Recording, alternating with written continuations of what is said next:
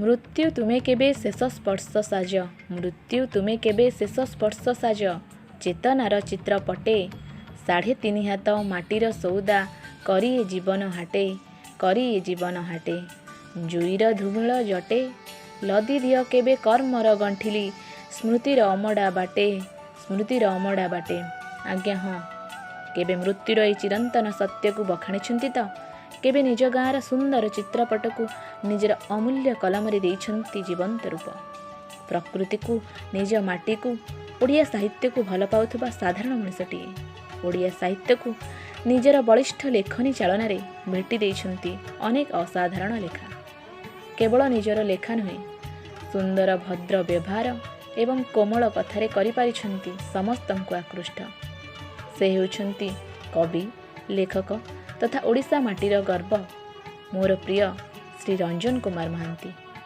चलंतु तांको सह किछि समय कथा हेबा अनेक किछि जानिबा। नमस्कार सर विचित्राणीपुर नियारा फोन इन कार्यक्रम को स्वागत करुछि मु प्रार्थना दास। प्रणाम सर।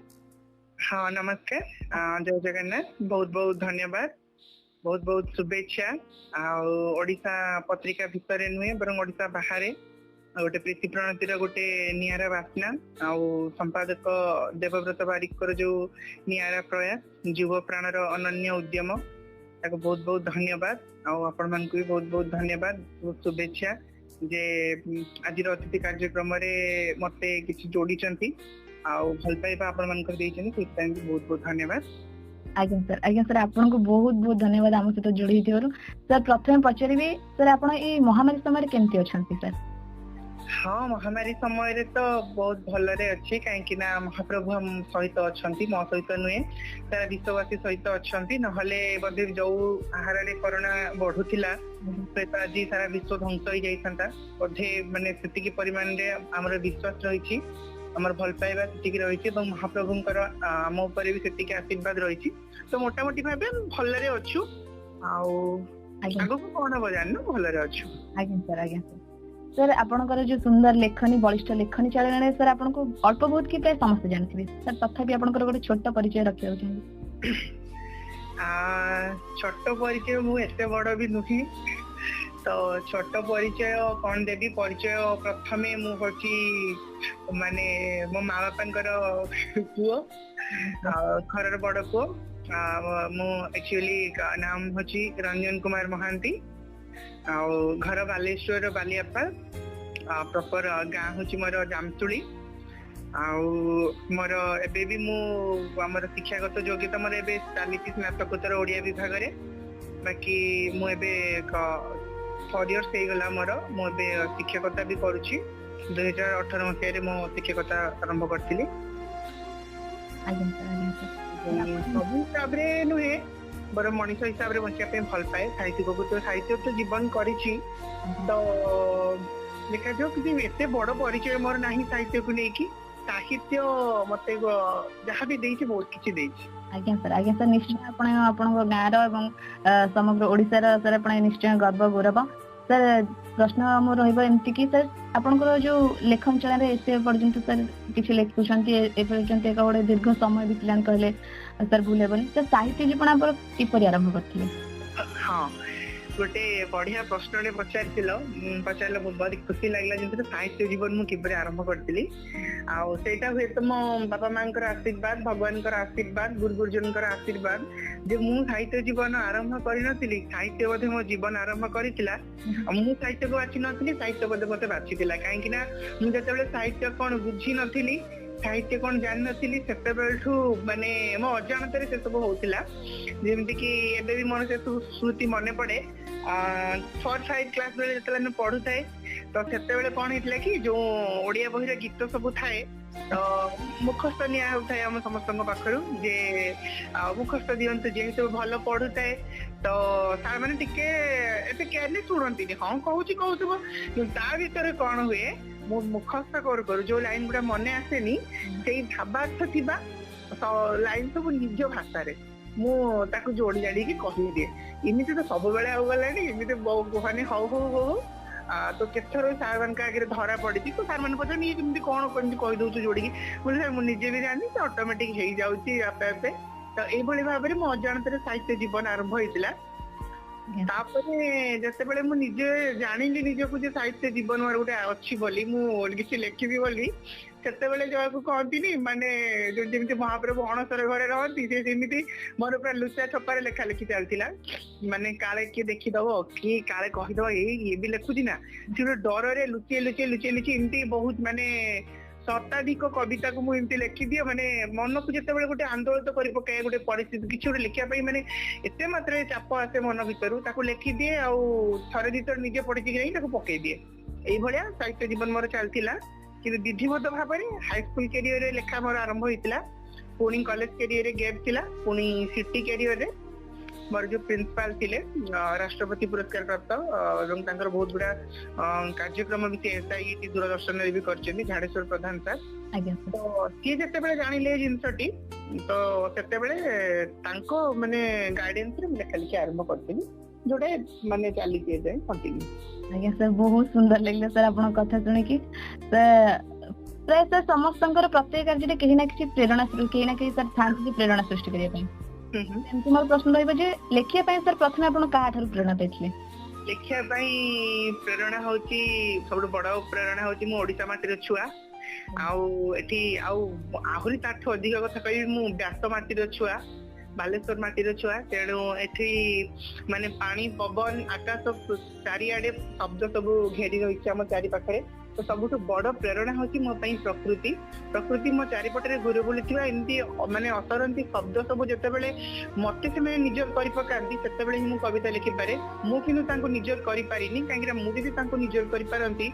हुए तो आज मु बहुत किछि लिखि पारंती किंतु से माने जिते बेले मते निजर करंती सेतिकी बेले ही मु लिखे एवं अल्प लिखे बाकी रहिला प्रत्यक्ष प्रेरणा कहले मते प्रभावित करछि पंचसखा साहित्य मोर गुरुदेव जगतगुरु ठाकुर श्री श्री अभिराम परमहंसंकर रचना ता सहित भंज साहित्य एवं वर्तमान साहित्य रे किछि माने व्यक्तित्व जो मानकर माने तत्वबोधन जिनकी मु कहली झाड़ेश्वर सर से भले आ किछि भी अछंती व्यक्तित्व जो मानको पाखर प्रेरणा पाइछि आउ सबुठ बड़ रहिला माने पारिवारिक प्रेरणा बापा माँ से प्रेरणा न पाइथिले बोधे आज हुए तो कलम जाला करि पार नथांती बहुत प्रेरणा समस्त पाखर पाइछि प्रत्येक माने व्हाट्सएप ग्रुप माने परिचालक हुंतु प्रत्येक पत्रिकार संपादक हुंतु कारण से जेतेबेले मो गोटे लेखा छपांती आ गोटे लिखिया पई मते इच्छा हुए तो प्रत्येक मनुष्य पाखर प्रेरणा पाइछि छोट पिलाठू जे मो लेखा पढुछि हे पारे बा मो जे लेखार समीक्षा करूछि हे पारे बा जे लेखार भूल त्रुटि करूछि हे पारे समस्त को मो प्रेरणा पाइछि। आज्ञा सर धन्यवाद सर सर निश्चय सर हम प्रत्येक पाखर किछि ना किछि प्रेरणा पाई थांती हम लेखा को आहुरी बलिष्ठ करि थांती आमे समस्त पाखर शिखि पारिबा समस्त छोट पिला हो कि बड़ पिला हो। आज्ञा सर निश्चय सर धन्यवाद सर प्रथम लेखा सर सब बेले नियारा आ अभुला हे गय थे समस्त आपनकर प्रथम लेखा तार अनुभूति संपर्क सर हमको किछि कहते जदी हाँ प्रथम लेखा जोटा तुम कहली जे मुझे माने को परिस्थिति रे लेखा लिखि आरंभ करथिली तो तमे जानिछ कहली तो सेठु कोन ले कि मु माने जेहेतु माने कोन लेखु चालुथिली कंटिन्यू तो से सब लेखा मो पाखे नथिला किंतु गोटे कोन कि लेखिबार गोटे फॉर्म ता भीतर मोर आसी जाइतिला जे मु लेखि पारुथिली गोटे माने सेल्फ कॉन्फिडेंस पूरा आसी जाइतिला तो सिटी बेले रे केते गुडा लेखा मोर मने अछि गोटे लेखा मोर अछि तार गोटे लाइन मन मने अछि पर्वरे पर्वरे प्रीति पुष्प पत्र प्राणप्रिया पई परिपूर्णर बकुल वन रे वासना रे विधौत वन विलासिनी बसंत वर प्रथम लाइन ता मोर मने अछि। आज्ञा सर बहुत सुंदर सर।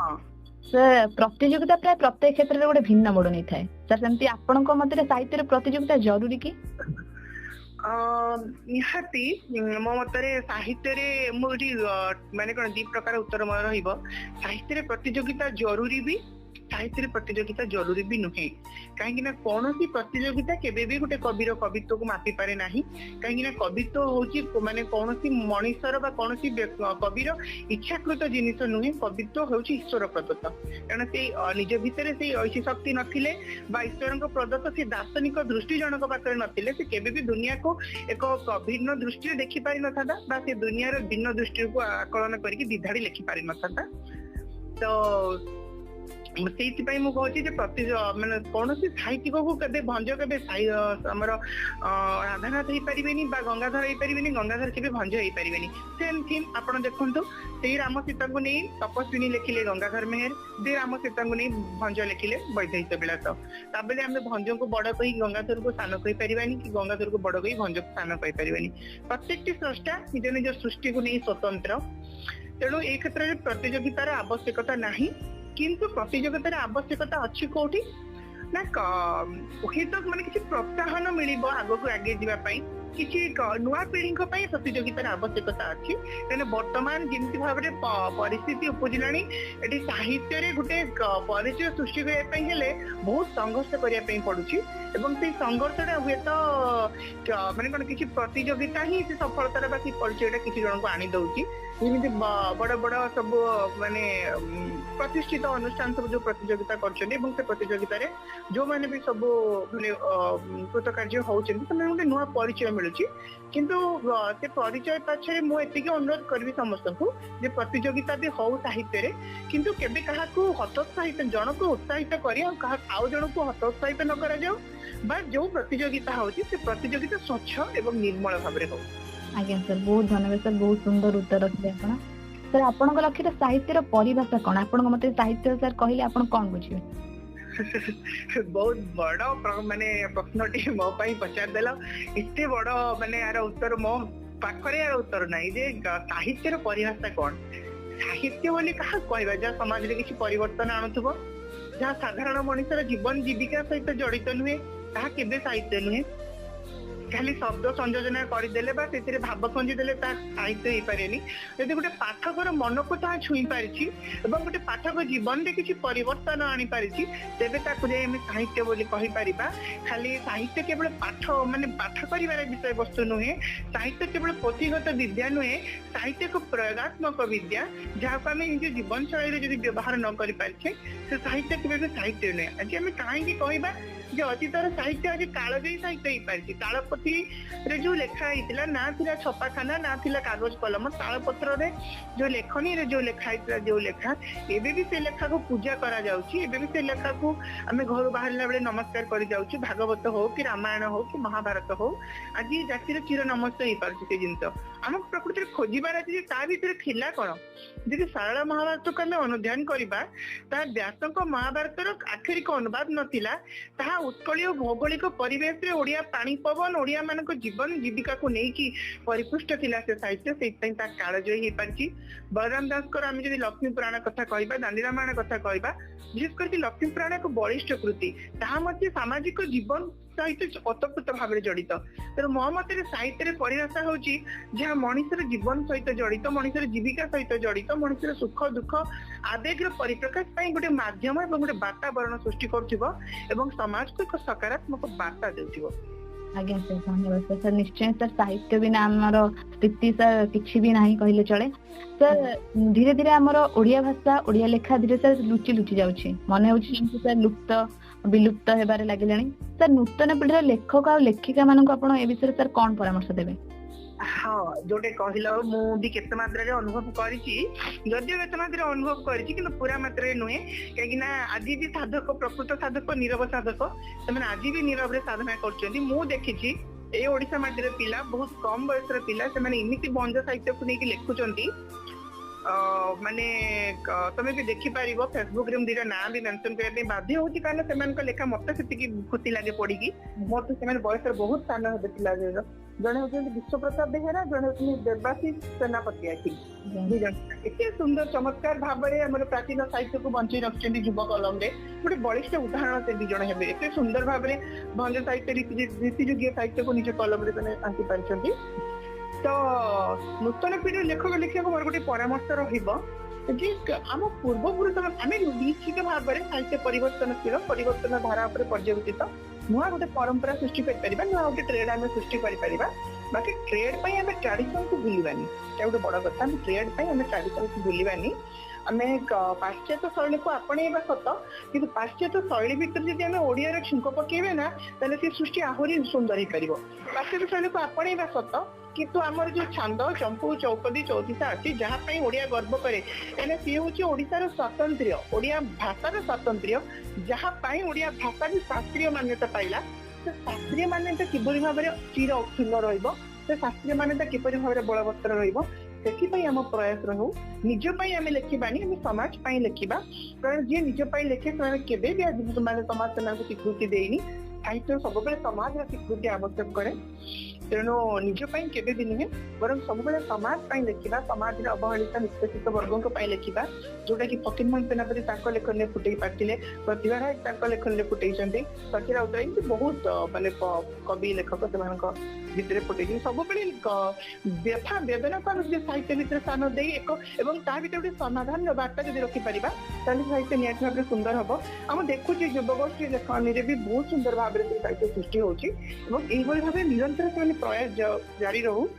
ବାଧା ପ୍ରତିବନ୍ଧକତା ଆସିବ, ତାକୁ ଏଡେଇ ଯିବା ପାଇଁ ନିରବ ସାଧନା ହିଁ ଶ୍ରେଷ୍ଠ। ଆଜ୍ଞା ସାର୍, ଧନ୍ୟବାଦ ସାର୍। ନୂତନ ପିଢି ଓ ଲେଖ ଲେଖିକା ମାନଙ୍କୁ ଆପଣ ବହୁତ ସୁନ୍ଦର ବାର୍ତ୍ତା ଦେଲେ ସାର୍। ଆପଣ ତ ପୂର୍ବରୁ କହିଲେ ଯେମିତି ସାର୍ ସାହିତ୍ୟ ରଚନା କରିବାରେ ଆପଣ କେଉଁ ପୁରାତନ ଲେଖକ ଆଉ ଲେଖିକାଙ୍କ ଦ୍ୱାରା ଅନୁପ୍ରେରିତ ହେଇଛନ୍ତି ସାର୍? ହଁ, ମୁଁ ସେଇଟା ଆଗରୁ କହିଛି ଯେ ପଞ୍ଚସଖା ସାହିତ୍ୟ ବିଶେଷ ଭାବରେ ମତେ ପ୍ରଭାବିତ କରିଛି। ଓଡିଆ ଭକ୍ତି ସାହିତ୍ୟ, ପଞ୍ଚସଖା ସାହିତ୍ୟ, ତା ବ୍ୟତୀତ ଛଡା କିଛି ଲେଖିକାଙ୍କ ନାଁ କହିଲେ ଆମର ପ୍ରତିଭା ରାୟଙ୍କ କଥା କହିବି, ବହୁତ ଭଲ ଲାଗେ ତାଙ୍କର ଉପନ୍ୟାସ, ତାଙ୍କର ଗଳ୍ପ। ଆମର ସଚିନ ରାଉତରାୟଙ୍କ ଲେଖା ମତେ ବହୁତ ସ୍ପର୍ଶ କରିଛି। ଆମର ଗୋପୀନାଥ ମହାନ୍ତି, କାହ୍ନୁଚରଣ ମହାନ୍ତି, ଏମାନଙ୍କର ଲେଖା ମୋଟାମୋଟି ଭାବରେ କହିଲେ ଯୋଉମାନଙ୍କ ଲେଖା ଜୀବନ ଜୀବିକାକୁ ନେଇକି ଯୋଉମାନଙ୍କର ଲେଖା ସେଇଭଳିଆ ଲେଖା ମତେ ଛୁଇଁଛି। ଆଉ ଯୋଉମାନେ ଲେଖନ୍ତି ଏଇ ମାଟିକୁ ନେଇ, ଫକୀରମୋହନ ସେନାପତିଙ୍କ ଲେଖା ଯୋଉମାନେ ମାନେ ସେ ଲେଖା ମତେ ଭଲ ମାନେ ଛୁଇଁଛି ମୋ ହୃଦୟକୁ। ବେଶୀ କିଛି ଲେଖି ଦଉଥିବା ଲେଖା ନୁହେଁ, ବରଂ ଅଳ୍ପ ଲେଖା ଭିତରେ ଯୋଉଠି ଜୀବନ ଅଛି, ଯୋଉ ଲେଖା ଭିତରେ ସ୍ପନ୍ଦନ ଅଛି, ଯୋଉ ଲେଖାକୁ ପଢିଦେଲେ ଅନୁଭବ ହବ ଯେ ଏଇ ଲେଖା ଜୀବନ୍ତ ଲେଖା, ସେଇ ଲେଖକ ମାନଙ୍କର ଲେଖା ପ୍ରଭାବିତ କରିଛି ମତେ। ଆଉ ରୀତିଯୁଗୀୟ ସାହିତ୍ୟ ତ ନିହାତି ଭାବରେ ପ୍ରଭାବିତ କରିଛି ମତେ, କିନ୍ତୁ ମୋଟାମୋଟି ଭାବରେ ଜୀବନ ଜୀବିକା ସହିତ ଜଡିତ କବି ଲେଖକ ମାନଙ୍କର ଲେଖା ପ୍ରଭାବିତ କରିଛି। ଯେମିତି କହିଲି ପ୍ରତିଭା ରାୟ, ସଚିନ ରାଉତରାୟ, ଆମର କାହ୍ନୁଚରଣ ମହାନ୍ତି, ଗୋପୀନାଥ ମହାନ୍ତି, ସାତକଡି ହୋତା ଆଉ ମନୋଜ ଦାସ, ଏମାନଙ୍କ ଲେଖା ଭାରି ମତେ ଟଚ୍ କରିଛି। ମାନେ ଓଲ୍ଡ ଜେନେରେସନ ରାଇଟର କହିବି, ବର୍ତ୍ତମାନ ଜେନେରେସନ ବି ବହୁତ ରାଇଟର ଅଛନ୍ତି, ଭଲ ଲାଗେ ତାଙ୍କ ଲେଖା। ଆଜ୍ଞା ଆଜ୍ଞା, ଧନ୍ୟବାଦ ସାର୍। ସାର୍ ସମାଲୋଚନା କେତେକ କ୍ଷେତ୍ରରେ ସଫଳତାର ଶୀର୍ଷ ତ କେତେବେଳେ ସାର୍ ନିମ୍ନ ସ୍ତରକୁ ନେଇଯାଏ ସାର୍। ସାର୍ ଆପଣଙ୍କ ମତରେ ସମାଲୋଚନା ସାହିତ୍ୟକୁ ରୁଦ୍ଧିମନ୍ତ କରେ ନା ବିନାଶ କରେ? ଦେଖନ୍ତୁ, ସମାଲୋଚନା ହଉଛି ସାହିତ୍ୟର ଗୋଟେ ବିଭାଗ। ଯଦି ସମାଲୋଚନା ନଥାନ୍ତା କବି ଗୋଟେ ଆଉ ଟିକେ ଆଗକୁ ଯାଇପାରିନଥାନ୍ତା କେବେ ବି। ସମାଲୋଚନା ହିଁ କବିକୁ ବଡ କରିଥାଏ, ଗୋଟେ ନୂଆ ପରିଚୟ ଦେଇଥାଏ। କିନ୍ତୁ ସେ ସମାଲୋଚନାର ଗୋଟେ ପରିଭାଷା ଅଛି। ସମାଲୋଚନାଟାକୁ ଯିଏ ସମାଲୋଚନା କରୁଛନ୍ତି ସିଏ ତାକୁ ସକାରାତ୍ମକ ଭାବରେ କରିବା ଦରକାର ଏବଂ ଯାହାକୁ ସମାଲୋଚନା କରାଯାଉଛି ସିଏ ମଧ୍ୟ ତାକୁ ସକାରାତ୍ମକ ଭାବରେ ଗ୍ରହଣ କରିବା ଦରକାର।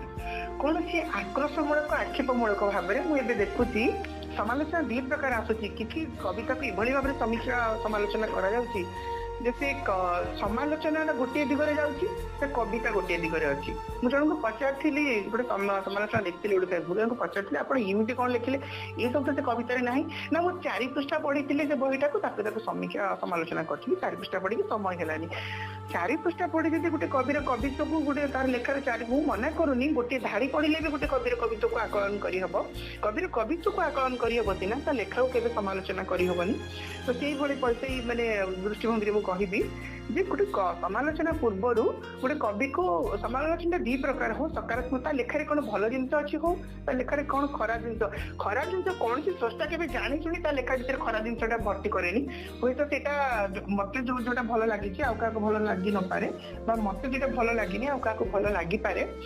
ତେଣୁ ସେଇଟା କଣ କି ଯଦି ଆମେ କିଛି ପରିବର୍ତ୍ତନ ଜଣକ ଲେଖାରେ ଚାହୁଁଛେ, ସେଇଟା ଗୋଟେ ମାନେ କଣ ତାକୁ ଖରାପ ନ ଲାଗିବା ଭଳିଆ ଶବ୍ଦରେ ବା କଥାରେ ତାକୁ କୁହାଯାଇ ପାରିବ। ଯେମିତି ଅଛି ଥା ଭୁଞ୍ଜ ଗିଡ ଯୋଉ ଅର୍ଥଟା ଅଛି, ତ ସେଇଟାକୁ ଆମେ ତାକୁ ବୁଝେଇ ଦେଇପାରିବା ଯେ ସେ ଯେମିତି ଜାଣିପାରିବ ଯେ ଭୁଲ ତ୍ରୁଟିରେ କୋଉଠି ରହୁଛି। ଭୁଲ ତ୍ରୁଟି ନୁହେଁ, କଣ ପରିବର୍ତ୍ତନଟା ପାଠକ ତା ପାଖରୁ ଚାହୁଁଛନ୍ତି। ତ ପାଠକ ହଉଛନ୍ତି ସବୁଠୁ ବଡ ସମାଲୋଚକ। ଆଉ ପାଠକର ସମାଲୋଚନାକୁ ଯିଏ ଯଦି ସାହିତ୍ୟ ଗ୍ରହଣ କରିନେଲା, ସେ ନିହାତି ଭାବରେ 2 ପାଦ ଆଗେଇଯିବ, ଏଥିରେ ସନ୍ଦେହ ନାହିଁ।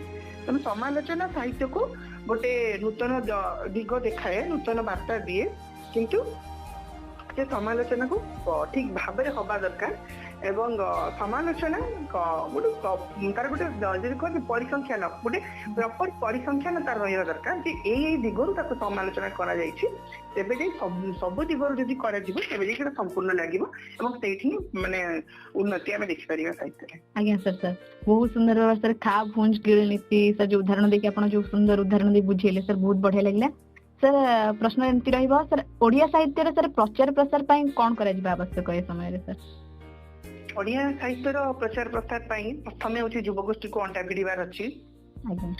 ଆଉ ଯୋଉଠି ସାହିତ୍ୟର ବେପାରୀ ମୁଁ ଶୁଦ୍ଧ ଓଡିଆରେ ତାକୁ କହିବି ସାହିତ୍ୟକୁ ଯୋଉଠି ବ୍ୟବସାୟ କରାଯାଉଛି ସର୍ବପ୍ରଥମେ ସେ ବ୍ୟବସାୟ ବନ୍ଦ ହେଇଯିବ ହୁଏତ ଆଉ ଏଇଭଳିଆ ପ୍ରଶ୍ନ ଉଠିବନି ଯେ ଓଡିଆ ସାହିତ୍ୟ ପ୍ରଚାର ପ୍ରସାର ହଉ ବୋଲି ସ୍ୱତଃସ୍ଫୂର୍ତ୍ତ ଭାବରେ ଓଡିଆ ସାହିତ୍ୟର ପ୍ରଚାର ପ୍ରସାର ହବ ଯଦି ସେଇଭଳି ଭାବରେ ଯୋଉ ବ୍ୟବସାୟୀକରଣ କରାଯାଉଛି ସାହିତ୍ୟକୁ ସେଇମାନଙ୍କ ପାଇଁ ହିଁ ପ୍ରଚାର ପ୍ରସାରଟା ବନ୍ଦ ହେଇଯାଉଛି ସେମାନେ ସାହିତ୍ୟକୁ ଏକ ସଂକୁଚିତ ଏବଂ ସୀମିତ ପରିବେଶ ଭିତରେ ରଖି ଦଉଛନ୍ତି। ତେଣୁ ଓଡିଆ ସାହିତ୍ୟର ପ୍ରଚାର ପ୍ରସାର ପାଇଁ ପ୍ରଥମେ ଯୁବଗୋଷ୍ଠୀକୁ ଅଣ୍ଟା ଭିଡିବାର ଅଛି ଅନୁଷ୍ଠାନ ମାନଙ୍କୁ ଏକାଠି ହବାର ଅଛି ଯେ ଆମେ ଆମ ଅନୁଷ୍ଠାନ ପାଇଁ କାଲି କରିବା କି ଅଲଗା କୌଣସି ଅନୁଷ୍ଠାନ ସୀମିତ ନାହିଁ ଆମେ ସବୁ ଅନୁଷ୍ଠାନ ଆମର ଗୋଟିଏ ଲକ୍ଷ୍ୟ ହଉଛି ସାହିତ୍ୟର ଉନ୍ନତି ଆମେ ସାହିତ୍ୟ ପାଇଁ କିଛି କରିବା ନୁହେଁ କି ଆମେ ଆମର ନିଜ ଅନୁଷ୍ଠାନ ପାଇଁ କିଛି କରିବା ସମସ୍ତଙ୍କର ଯଦି ଆମର ଲକ୍ଷ୍ୟ ଏକ ଆମ ସାଧନାର ଭିତ୍ତିଭୂମି ଏକ ତାହେଲେ ଆମେ କାହିଁକି ପରସ୍ପର ଠାରୁ ଭିନ୍ନ ହବା ସମସ୍ତେ ନିଜ ନିଜ ପଥରେ ଯିବା କିନ୍ତୁ ଆଦର୍ଶଟାକୁ ଭୁଲିବାନି। ତେଣୁ ସାହିତ୍ୟର ମାନେ କଣ ସାମ୍ପ୍ରତିକ ସାହିତ୍ୟର ଉନ୍ନତି କରିବା ପାଇଁ ନିହାତି ଭାବରେ ଯୋଉ ସବୁ ଆମର ପ୍ରଚାର ପ୍ରସାର ପାଇଁ ଆଉ ଗୋଟେ ବଡ କଥା ହଉଛି ପତ୍ର ପତ୍ରିକା ଏବଂ ଯୋଉଠି ସବୁ ସାହିତ୍ୟ ପତ୍ର ପତ୍ରିକାରେ କେବଳ ସାହିତ୍ୟ ପ୍ରକାଶ ନ ପାଉ ସାହିତ୍ୟକୁ ନୋଉଠି ଯୋଉଠି ମାନେ ସ୍ପଷ୍ଟ ଭାବରେ ଯୋଉଠି ସାହିତ୍ୟକୁ ଅବମାନନା ମାନେ ଅବହେଳିତ କରାଯାଉଛି ଯଦି ସାହିତ୍ୟିକଙ୍କୁ ଅପମାନିତ କରାଯାଉଛି ଯୋଉଠି ସାହିତ୍ୟର ଏବଂ ସାହିତ୍ୟିକର ସ୍ୱାଭିମାନ କ୍ଷୁର୍ଣ୍ଣ ହଉଛି କାରଣ ମୁଁ ଭଲ ଏଇଟା କହେ ସବୁବେଳେ ଯେ ଅଣନିଶ୍ୱାସୀ ହୋଇ ସ୍ୱାଭିମାନ ଯୋଉଠି ମୋ ସ୍ୱାଭିମାନ ଯୋଉଠି ଅଣନିଶ୍ୱାସୀ ହେଇଯାଉଛି ସେଠି ମୋର ସମ୍ମାନର କୌଣସି ମୂଲ୍ୟ ନାହିଁ ବା ସମ୍ମାନକୁ ନେଇ ମୁଁ ଆଉ ଦିପାଦ ଦୌଡିବାକୁ ଚାହେଁନି ସ୍ୱାଭିମାନ ଯୋଉଠି ଅଣନିଶ୍ୱାସୀ ହେଇଯାଉଛି ତେଣୁ ସାହିତ୍ୟିକର ସ୍ୱାଭିମାନ ଯୋଉଠି ଅଣନିଶ୍ୱାସୀ ହେଇଯାଉଛି ସାହିତ୍ୟିକର ସ୍ୱାଭିମାନ ଯୋଉଠି ମରିଯାଉଛି ସେଠି ମାନେ ଏଇଭଳି ପତ୍ର ପତ୍ରିକାକୁ ଅଣ୍ଟା ଭିଡିବାର ଅଛି କାହିଁକିନା ଆପଣ ଶୁଣିଥିବେ ଗୋଦାବରୀଙ୍କର ଯୋଉ ନିଆଖୁଣ୍ଟା ପତ୍ରିକା ଥିଲା। ଆଜ୍ଞା ସାର୍ ନିଆଖୁଣ୍ଟା ପତ୍ରିକା କେବଳ ଗୋଟେ ସାହିତ୍ୟ ପତ୍ରିକା ଥିଲା ତାକୁ ନିଆଖୁଣ୍ଟା ଏଇଥିପାଇଁ ଦିଆଯାଇଥିଲା ସେ ବିପ୍ଳବର ସ୍ୱର ତୋଳୁଥିଲା ମାନେ ପ୍ରତିବାଦର ସ୍ୱର ତୋଳୁଥିଲା ଏବଂ ସମାଜର ବାସ୍ତବତାକୁ ଆଖି ଆଗକୁ ଆଣୁଥିଲା। ଠିକ ସେଇଭଳି ଭାବରେ ଯଦି ସାହିତ୍ୟିକ ପତ୍ରିକାରେ ସାହିତ୍ୟକୁ ନେଇ ହଉଥିବା ଦୁର୍ନୀତି ପ୍ରକାଶ ପାଇବ ଯୋଉଦିନ ସାହିତ୍ୟ ପତ୍ରିକାରେ ସାହିତ୍ୟ ପତ୍ରିକାର ସମ୍ପାଦକ ସମ୍ପାଦିକା ତଥା ମାନେ କବି ଲେଖକ ମାନେ ସାହିତ୍ୟରେ ଯିଏ ଦୁର୍ନୀତି କରୁଛି ସ୍ପଷ୍ଟ ଭାବରେ ପ୍ରମାଣ ସହିତ ଲେଖିବେ ସେଇଦିନ ହିଁ ସାହିତ୍ୟର ପ୍ରଗତି ଆଉ କେହି କରିବା ଦରକାର ନାହିଁ ସ୍ୱତଃସ୍ଫୂର୍ତ୍ତ ଭାବେ ସାହିତ୍ୟ ପ୍ରଗତି ହବ କାହିଁକି ନା ସାହିତ୍ୟକୁ ଆଜି ପର୍ଯ୍ୟନ୍ତ କେହି ପ୍ରଗତି ପଥରେ ନେଇ ନାହିଁ ସାହିତ୍ୟ ଆପେ ଆଗେଇଛି ତା ପ୍ରଗତି ପଥରେ ସାହିତ୍ୟ ବ୍ୟକ୍ତିର ଉନ୍ନତି କରିଛି ବ୍ୟକ୍ତି କେବେ ସାହିତ୍ୟର ଉନ୍ନତି କରିନି କାରଣ ସାହିତ୍ୟ ଗୋଟେ ମାଧ୍ୟମ ତାକୁ ଆବଶ୍ୟକ କରେ ଜଣକ କଲମରେ ଧରିବା ପାଇଁ ସେ ଏକ ଈଶ୍ୱର ପ୍ରଦତ୍ତ ଶାଶ୍ୱତ ଜିନିଷ ତାକୁ କେହି ଆଗେଇବା ପାଇଁ ଆବଶ୍ୟକ ନାହିଁ ହୁଏତ ମୁଁ ତାକୁ ନ ନେଲେ ମୁଁ ଲେଖା ଲେଖି ବନ୍ଦ କରିଦେଲେ ସେଇ ଲେଖା ଆଉ କାହା ଲେଖନୀରେ ପ୍ରକାଶ ପାଇବ କିନ୍ତୁ ଲେଖା ନିଶ୍ଚିତ ଭାବରେ ପ୍ରକାଶ ପାଇବ। ଆଜ୍ଞା ସାର୍ ବହୁତ ସୁନ୍ଦର ସାର୍ ନିଶ୍ଚୟ ସାର୍ ସାହିତ୍ୟ ଆପେ ଆପେ ଆଗେଇଛି ସାହିତ୍ୟ ଆମକୁ ନେଇଛି ଆହୁରି ଆଗକୁ ନେଉଛି ଏବଂ ଆହୁରି ଆଗକୁ ମଧ୍ୟ ନେବ। ସାର୍ ମୋର ଶେଷ ପ୍ରଶ୍ନ ଏମିତି ରହିବ ସାର୍ ଏଇ କରୋନା ମହାମାରୀ ସମୟରେ ଲୋକମାନଙ୍କୁ ସଚେତନ କରିବା ପାଇଁ ସାର୍ ଆପଣଙ୍କର କବିତା ବା କିଛି ଲେଖା ସମ୍ପର୍କରେ ଶୁଣାଇବେ ଯଦି। ହଁ କରୋନା ମହାମାରୀକୁ ନେଇକି ତ ଲେଖା ହେଇଛି ତ ମାନେ ବହୁତ ଜାଗାରେ ବି ବାରଣ ବି ଥିଲା ଯେ ମାନେ କରୋନା ଉପରେ କୌଣସି ଲେଖା କରୋନା କଟକଣାକୁ ନେଇକି ମାନେ ଲେଖା ଲେଖି କରିବା ପାଇଁ ମନା ଥିଲା ତଥାପି କଣ କି ବିଭିନ୍ନ ସମୟରେ ଲୋକଙ୍କୁ ସଚେତନ କରିବା ପାଇଁ ପଡିଛି ଲୋକଙ୍କୁ ଆମର ବାର୍ତ୍ତା ଦେବା ପାଇଁ ପଡିଛି ସମାଜ ସଂସ୍କାରକୁ ଇଏ କରିବା ପାଇଁ ପଡିଛି ଆଖି ଆଗରେ ରଖିବା ପାଇଁ ପଡିଛି ତେଣୁ ତାକୁ ନେଇକି ଲେଖିବା ପାଇଁ ଚେଷ୍ଟା କରୁଛି କେତେବେଳେ କଣ ତେଣୁ ଏବଂ ତା ଭିତରେ ଅଛି ଲେଖା ଗୋଟେ ମୋର ଅଛି ଗୋଟେ ପଦମ ଶୁଣେଇ ଦଉଛି କରୋନା ଆଣିଛି କକୁଆର ଭୟ ଗାଁରୁ ସହର ଯାଏ କରୁଣ ଦୁଃଖରେ ଥରୁଛି ପୃଥିବୀ କେହି ଉପାୟ ନ ପାଏ ଭାଇ ଏଥିପାଇଁ ଦାୟୀ କିଏ ନିଜ ହସ୍ତେ ଯିଏ ନିଜକୁ ମାରାଇ ତାକୁ କିଏ ଜୀବନ ଦିଏ ଅଖାଦ୍ୟ ଖାଇଲୁ ଅଭକ୍ଷ ଭୁଞ୍ଜିଲୁ ଧର୍ମ କର୍ମ ସବୁ ଭୁଲି ମଦ ମାଂସେ ବୁଡି ପଥ ଗଲୁ ହୁଡି ଧରା ହେଲା କାଚ ବୋଲି ଭାଗ୍ୟକୁ ନିନ୍ଦୁଛୁ ଖାଲି ଏ ବେଳାରେ ଆଉ କିଏ ସେ ଭରସା ଅବାଟେ ଯାଇଛୁ ଚାଲି ବେଳ ଥାଉ ଥାଉ ସତର୍କ ଯେ ହୁଏ ଶାସ୍ତ୍ର ମତେ ସେ ହୁ ଜ୍ଞାନୀ ଶପଥ ନେବା ଯେ ପଶୁ ପକ୍ଷୀ ହତ୍ୟା ଆଉ ପ୍ରଶ୍ରୟ ଦେବାନି ବେଳ ତ ବେଶୀ ହେଇନି ପରିବର୍ତ୍ତନର ପରିଭାଷା ସ୍ୱରେ ଶୋଭିବ ବିଜୟ ଧ୍ୱନି सफासुतुरा को बजाय रखी बा मुह को घोड़ाई रखी कोरोनार जदि संदेह होउची स्वास्थ्य को नेबा परखी ताहा हेबे चकाआखि सचेतनतार स्याही लिखिबा नवजागरण सखी सचेतनतार स्याही लिखिबा नवजागरण सखी एटा थिला होची कोरोना को नहीं गोटे बार्ता थिला गोटे पत्रिका प्रकाश पाइथिला। बहुत सुंदर सर, बहुत बढ़िया लगला। एक सचेतन धर्मी कविताटी आपण समस्त सुनाइले सर, बहुत बहुत धन्यवाद। आपणकर व्यस्तबहुल जीवन मध्यरु हमको एते मूल्यवान समय आपण देथिबारु बहुत बहुत सर आंतरिक धन्यवाद सर। मु बहुत किछि सिखिली, आशा करछि अन्य माने निश्चय सर आपणकर ए कथारु बहुत किछि सिखिबे। धन्यवाद, बहुत बहुत धन्यवाद जे देवभाईंकर गोटे विरल प्रयास, तुमको भी धन्यवाद जे गोटे सुंदर गोटे प्रश्नर खसड़ा प्रस्तुत करछो जे गोटे गोटे समाज को जेमती बार्ता गला भलिया किछि परिवर्तन चाहती प्रश्न माने गोटे तैयारी करथिला एवं मु मोर माने कोन चाहि जेतिक माने मो स्वल्प ज्ञान मतरे ताको समाधान करिया पई आ बहुत धन्यवाद देबी जे देवभाई को पुणी थोर धन्यवाद देबी। प्रीति प्रणतीर देवव्रत बारिक केवल से जन संपादक नहंती साहित्य को भल पाते जन मनुष्य कहीं बहुत युवक प्रतिभा को पत्रिका प्रतिथर कर बहुत गोटे नुआ परिचय देती प्रीति प्रणतीर जो ग्रुप स्वतंत्र ग्रुप रही व्हाट्सएप ग्रुप एवं तार जो स्वतंत्र ग्रुप रही गोटे बहुत युवगोष्ठी निजर परिचय सृष्टि कर प्रतिदिन जो स्वतंत्र प्रसंग उपर लेखा हो कि हो ता भर आम निजे निजे को आकलन कर तेणु बहुत बहुत धन्यवाद देव भाई को। एवं मोर भी मो मतरे प्रथमे बोधे प्रीति प्रणतीर द्वितीय संख्या प्रीति प्रणतीर जो द्वितीय संख्या मोर प्रथम लेखा प्रकाश पाई प्रथम पत्रिका जोटा मुझे लेखा देती सेटा प्रीति प्रणती भारी खुशी लगी देव भाई प्रयास जहा हो यही भाव में माने भाषा साहित्य को आगे ना देव भाई प्रयास आपण मान प्रयास यही भाव में चल था साहित्य गोटे स्वतंत्र परिचय सृष्टि करू प्रीति प्रणती मध्यम एवं भाषा साहित्य जय हो कवि कलम विकास हो आउ समस्त सुस्थ रहतु महाप्रभु को एति प्रार्थना जे महामारी दूरीभूत हो आहुरी अनुष्ठान चलचंचल हो आहुरी पत्र पत्रिका चलचंचल होतु आहुरी अनेक स्रष्टा गढ़ी उठंतु कहीं कोरोना बहुत स्रष्टा को हम पाखु छड़े नहीं तेणु से कमिटा जमी खूब शीघ्र पूरण हो जाऊ। धन्यवाद आपन शुभेच्छा सर, सुस्थ सबल सर, धन्यवाद सर, बहुत बहुत।